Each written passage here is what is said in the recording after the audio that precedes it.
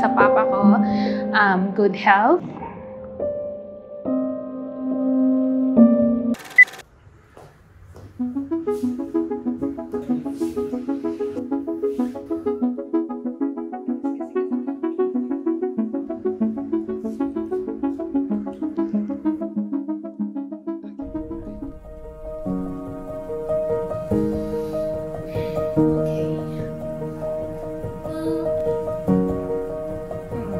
Para sa akin, ang Pasko, yan po ang pinaka-masayang araw po. Especially mga Filipino, kahit September, starting September pa, until December, nagse-celebrate na po tayo ng Christmas.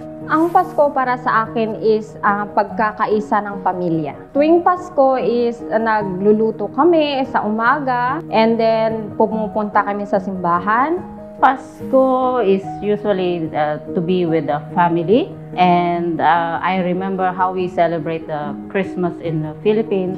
You have kailangan mo mag-antay ng 12 midnight to be together para magsalo-salo sa Noche Buena. Para sa akin yung Pasko is napakagandang araw. So naalala ko yung araw na Pasko, nangangaruling kami doon sa ano. So ito lang talagang Pasko na to na hindi ko makakasama yung family ko. Okay.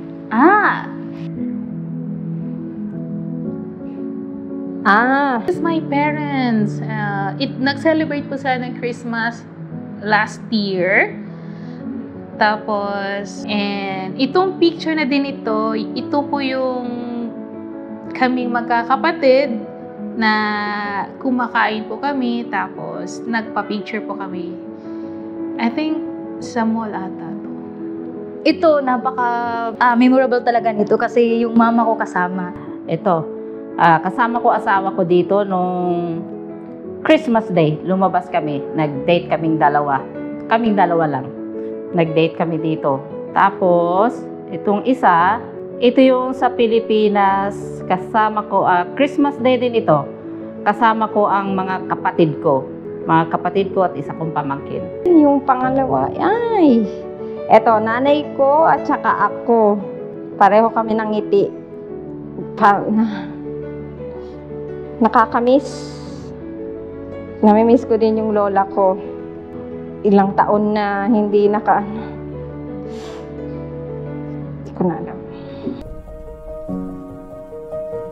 Well, ang mensahe ko sa kanila is, Mama, sana masaya kayo sa Pasko na ito. Kahit wala ako. Baka next year makakauwi ako dyan at magkakasama tayo sa araw ng Pasko. Para sa pamilya ko sa Pinas, sana magkakasama tayo ulit sa Pasko. Hindi ko lang alam kailan. Next year, next 2 years, next 3 years.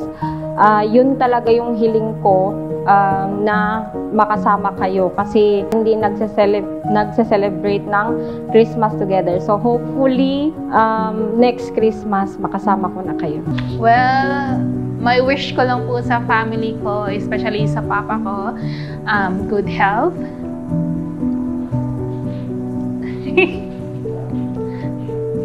And I hope makasama ko sila next Pasko. Yun na po. That's it. Good health lang po sa family ko. Okay? That's it. Sana mag-celebrate ulit tayo ng Pasko, magkakasama uli. And usually pag Pasko, nag-uuwian sila. So, Merry Christmas and Happy New Year and hope to see you soon, very soon. Thank you very much.